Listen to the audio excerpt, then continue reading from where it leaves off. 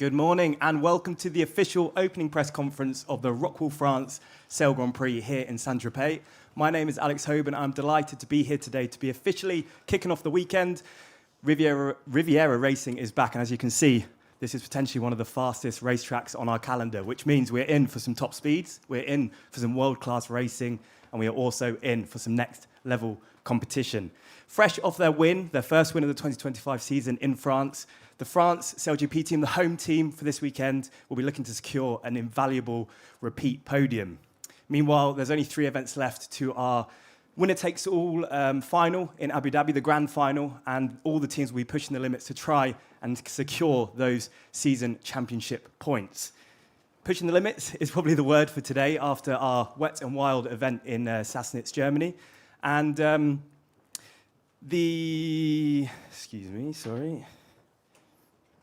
it's been a Herculean effort, I should say, to get all of the boats back on the start line here in Saint-Tropez. Shout out to the SailGP Technologies team for that. So, without further ado, and if you could please join me in welcoming to the stage, a very warm welcome to the CEO and co-founder of SailGP, Sir Russell Coutts.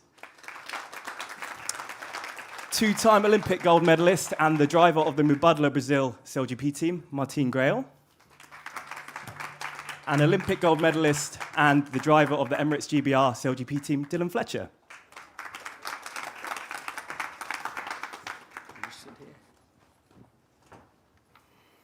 Welcome, Martin. Let's start with you. Looking back 3 weeks ago, did you think Brazil would be here for this weekend's event? Well, we got some very good heads up, but actually for all had to be done, it seemed almost impossible to have the boat in the water. And then Russell was always very looking forward for it. He said, I think it can be done. And have you and the team been given the all clear to race this weekend? Not yet. We were expecting to go to the water yesterday, but there were so many things to do. We'll still need to do the commissioning tomorrow before racing. Okay, and Russell, could you please walk us through the amount of work that went into getting the US and the Brazil boats back on this start line? Yeah, well, it was an incredible effort by the team at SailGP Technologies to get both boats back on the water. I think there were more than 40 people involved and 4,000 personnel hours to get these boats to this point. So just an amazing effort. And if I look back even 6 months ago, probably wouldn't have been possible to do this. So yeah, it's a great achievement and fantastic to have all 12 teams back racing this weekend. It promises to be a fabulous weekend, I think, here. The Mistrals turned up, so we're going to have some great high-speed racing. What incredible work from SailGP Technologies. Martin, we've got the footage here behind us of that incident in Sassnitz. It must have been incredibly scary for you. What was going through your head in that moment? Well, when it happened, the first thought was our crew member to leeward, and then it was just a loop. No. When we saw he was okay, we just got into the loop like this didn't happen. It took a while to get out of this loop afterwards, and yeah, then after a day you have a good think about it and try to take anything out of the situation possible. We watched the race in Sassnitz from the outside, and always taking some notes from watching it from a different perspective. We don't want to be there again, but yeah, and I think safety is always very important.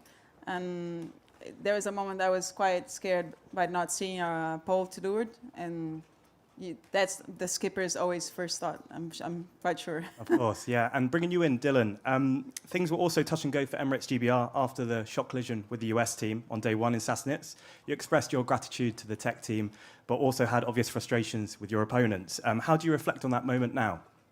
Yeah, I think we're just very lucky that we got on the water on that Sunday and managed to get on the podium. Yes, certainly a testament to the hard work of the tech team.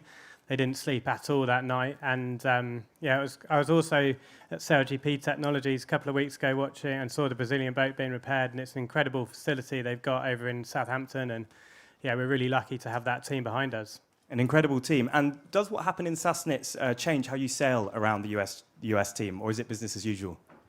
No, I think it's business as usual. I'm sure they've, debriefed that event a lot, and hopefully we just need to maybe we just win all the races and stay clear of everyone. That will keep us out of trouble. I mean, that's a good strategy. And, I mean, it ended up being a great weekend for you and the Emirates team. Almost a great one. You're back in the top 3 now. How critical is this weekend to ensuring that you stay there? Yeah, we're getting towards the sharp end of the championship. 4 events before with the grand final included, really. And, yeah, we're just looking to keep up the consistency, hopefully sail as we have done, and stay out of trouble. Okay, amazing. And closing with you, Russell, is there any update you can give us on the 2026 season expansion team process? Yeah, well, we've got some exciting news coming up. The Team 13 will be announced in the next few weeks, so we're looking forward to that. And with the events that went on in Sassnitz, we made a decision that the Team 14 will start in the 2027 season, so delayed 1 year. The upside of that is that we will put an F50 in a training facility from the middle of next year, which is going to be a fantastic situation for new teams and existing teams to train their existing and new athletes. So I think that's going to make a big difference to the league going forward. Amazing. Well, it's very exciting times. Looking forward to next year and the season after. Thank you so much, Russell, Dylan, Martin. Wishing you the best of luck. Sorry, I just want to add one thing, Alex. I want to thank both the Mubadala Brazil and the US team for their assistance in getting these boats back to the start line as well. So thank you. Yeah, thank you, guys. Okay, so to continue with that and the initial part completed, I'd like to invite the next group to the start line up here. That is the ROCKWOOL racing driver and SailGP's fastest man, Nikolai Sehester. Driver of the US SailGP team, Taylor Canfield. Sitting second on the leaderboard and tied with Australia on 61 points, the Black Foils driver, Pete Burling. Hometown hero, France SailGP team's Quentin Delepierre. And the Rolex SailGP Season 4 champion, Diego Botín of Spain. Welcome, guys. Okay, so I'd like to start with you, Nikolai. What are your thoughts with the latest just now from Russell on the sale of Team 13 and who might be joining the start line next season? Oh, I mean, that's great news. It's just a constantly growing league, and it's amazing to be a part of. I don't think it's my job right now to sit here and announce it, so I'm not going to speculate in who it is, but obviously we'd like to see anyone from our part of the world would be great. So, but yeah, I'm not going to say anything on that. Okay, and who would you like to see driving the team? Yeah, that's another good question. I mean, there's some great drivers out there. Obviously, someone that has been here and done well in the past. You have Phil, you have Nathan, you have many options. So again, I'm not going to sit here and guess and speculate on who it is, but some great people, and it would be high level right away if any of those two were one of them. Okay, amazing. And speaking of speculation, Diego, last season we saw a number of high-profile transfers between teams. How are you shoring up talent to ensure that you don't lose key members to Team 13 or other privately owned groups? Yeah, I guess the best we do in the water and out of the water, the more we will keep our athletes motivated to be with us in our team. We are doing everything to make that happen, and it's going to be an important thing to stay competitive, definitely. Okay, and likewise, Pete. Obviously, last season you lost some key members as well. The transfer window isn't currently a regulated process. Would it be helpful if there was like a window or similar to help top teams like New Zealand hang on to top talent? Well, personally, I don't believe in a transfer window at all. I think it just adding regulation to these things is not the right way to go, and more teams should work on building young talent within their own pools, like we've done with Leo this year. And I think that's been an absolute massive success for our team to be able to bring in an experienced person, but a younger person, and really build the team that way. So it's been a really cool process to do that this season. Thank you. And as we're talking about new talent and expansion and training, Taylor, what difference do you think an established training base would be to helping teams entering the league as well as new crews climbing up the SailGP learning curve? Yeah, it'd be huge. I think that it's an exciting step for the league and exciting step for all the teams and new teams entering. I think back to season 1 when we had the extra training time and how valuable that was. And we'll take every minute on the water we can get. That's for sure. Okay, great. And turning to you, Quentin, welcome home. An enormous congratulations on the win last month. From the hospital to the podium in one weekend, how much sweeter was your first season victory because of that? Yeah, thank you. It was honestly a really good moment. The rudder snapped on the training, but we were just focused on the racing as usual. And you never know when you will win, but when it happens, it's just a super nice feeling, and that was awesome. Congratulations. And also congratulations in order for you, Nikolai. SailGP's fastest man, beating Quentin's speed record almost by a full 4 kilometers an hour. For the uninitiated, talk us through what it actually feels like to break 100 kilometers an hour on an F50. Yeah, let's see how long it lasts. This weekend has potential for Quentin to come back at us again. But no, it feels awesome on the boat. It's the perfect moment to be on those boats when everything goes really quiet in the comms and the boat starts vibrating. It's pretty good time, and it's hard to describe. And I think it's great for the league as well. We have to attract non-sailors, and I think high speeds is a great way to do that, and it creates a lot of noise and buzz around the racing. So we'll definitely push for another good number out here on the first bareway close to the fans this weekend. Fantastic. And Quentin, are you going to be also trying to go for a rematch this weekend and claim that title back? Yeah, it would be awesome. I think we have a good spot on Friday. We'll be windy tomorrow, and we'll look like 2 years ago here. I think it's a good memory for each of us. It was an unbelievable racing day, and right on the edge. If tomorrow can be the same, I think we will be super happy. We never race for the speed record, but when you break it, is always really special. And you're both teams known for pushing the limits. How do you balance that risk versus reward, particularly when the costs for contact are so high? And let's start with you, Nikolai, on that one. You obviously got to know the boats well, so you don't push the boats to something that they're not built to do. But if you do the bearway in the right way, with the right amount of wing twist and all that stuff, you can definitely push the boats to the limit. And I think it's just about listening to the boat and also picking the right time to do these things in terms of sea state and flat water and all that stuff. So obviously, you have to push. I think everyone is keen to push in this league. I don't think there's anyone here who's not keen to push, but you just got to pick your moments and pick also your moments when to be a bit careful and lean back a bit.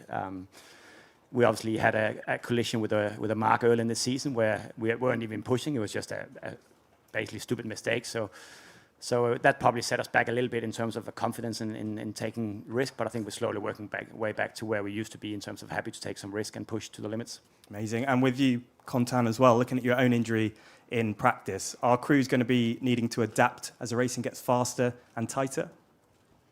Yeah, I think it starts to be something in our mind for the skippers, but also for the crew.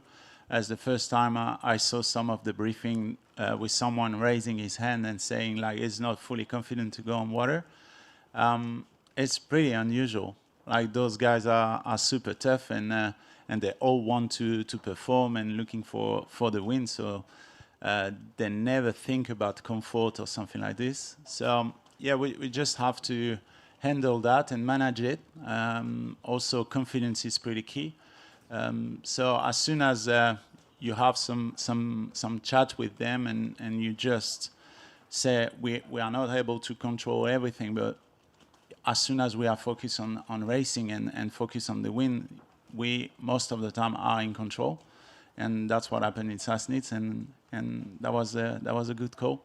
Okay, and New Zealand with Pete, obviously you are often seen as the benchmark for consistency.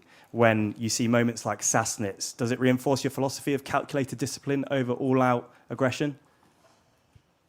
I mean, we would have preferred to win Sassnitz and end up fourth, but for us, we had a bit of a tough weekend getting off the line. We kind of really struggled with that super shifty start box and making some good decisions around how to get a good balance there, but we've definitely gone back and had a good look at it and looking forward to getting out there this weekend in slightly different conditions. But yeah, we're just trying to continue to grow. I think everyone knows that the key to winning this league is to make sure you get to the final and be able to bring your best foot and put your best foot forward into Abu Dhabi. So that's exactly what we're trying to do. Okay, and Taylor, the US had an improved performance in Sassnitz before the collision with GBR. Can you talk us through your perspective on the penalty and how you respond to those comments from Dylan? Yeah, I think like Pete said, we're all just out here trying to grow, and we've made a big effort as a group and made some substitutions to our lineup, and things are shaping up, things are going well. So we've addressed the incident, and we've moved forward, and we're excited to get out racing here in Sassnitz. But again, huge thanks to the tech team and SailGP Technologies, and apologies to the Brits again. But it's racing, and we've seen bad crashes in SailGP before, and it's hopefully the last, but I doubt that. It was great to see you back out there this weekend. And the US has bolstered its roster with a more experienced crew, changes at recent events. Michael Manninger as wing trimmer, Andrew Campbell as strategist, along with Marcus Lynch as coach. So how quickly has that lineup gelled, and what changes can we expect to see in the final leg of the championship? Yeah, it's great having Michael, Andrew, and Marcus join the team, and they bring a wealth of knowledge from not only SailGP and previous seasons, but also from the America's Cup and some other like high performance racing. So they've stepped into these roles and are very confident and doing a great job. And obviously a lot of growth to come from all of us still. But we sailed well and Sassnitz and leading up to in that first day, and we're excited to keep growing and continue that growth here in Saint-Tropez. Okay, and there's, of course, only 3 events left until our winner-takes-all grand final in Abu Dhabi. The rivalry between New Zealand and Australia is heating up. Pete, you're tied on points at the top of the table. You delivered quite the psychological blow to Tom here in Saint-Tropez in Season 3. Can we expect to see something similar this weekend as you try to edge your biggest rivals? Yeah, I think as Quintan said, it's looking like Mistral tomorrow. So maybe not quite as windy as today, but definitely towards the upper end of the wind range. So it'll be absolutely an awesome day's racing. I think Tom's really been setting the benchmark pretty high in the strong breeze. So everyone knows they've got to go out and put together a good day to get to the top of that leaderboard. So, that's exactly what we're trying to do. We love that rivalry with the Australians and looking forward to carrying it on. Yeah, and it's very close at the top of the table. Diego, you find yourself just out of the top spot, now 4th behind Dylan. How critical is this weekend to ensuring that Spain stays in the fight to the final? Yeah, I think we are approaching quite a critical period. Now we have 3 events really close together. And then we have the final in Abu Dhabi, no? So, yeah, we had 2 average events, I would say, that put us a bit further from the podium. So we've been focusing a lot on being super prepared for these 3 events. We've been working hard, and it's a super crucial part of the season, no? So we will. Good thing for us is that we are behind. We only have one mode, which is pushing, and that's what we're gonna do. We're gonna push, which we think is gonna give us the best chance to be in the final, which is the end goal. And Condan, you have battled with Diego in the past. Do you see Spain currently ahead of you by 9 points as your biggest rival, or are you just focused on ensuring that you qualify for that grand final in Abu Dhabi? Yeah, that's been the story last season, but I don't think this year is the case. We are not really in the game for the moment.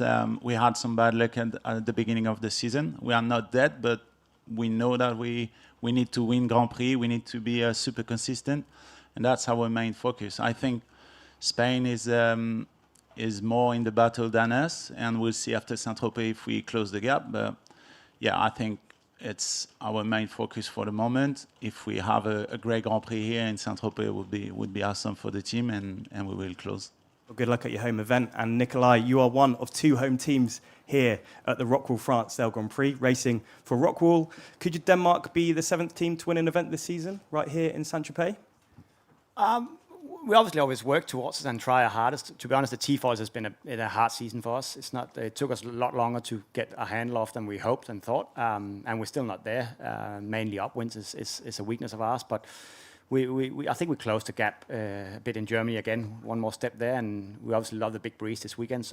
And it's a bit easier actually to sail the T-Foils in big breeze. It's a bit less dynamic with them. It's just a bit more static. So I think if things goes our way, we could win the event, but we have a lot of work to do, and we also know how strong the other teams are. So we're not focused on winning the event. We're focused on putting one day together at a time with keeping it clean and consistent, and then we'll see where we end up on Saturday. Okay, well, best of luck, and thank you, Nikolai, and thank you to the rest of our athletes. That concludes today's panel section of the press conference. Again, thank you for everyone for coming or watching along at home. Racing gets underway tomorrow, live on Canal Plus Sport here in France. Find out more at sailgp.com/watch.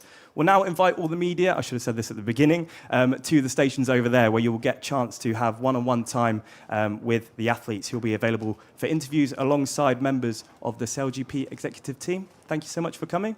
Great, best of luck this weekend. Thank you.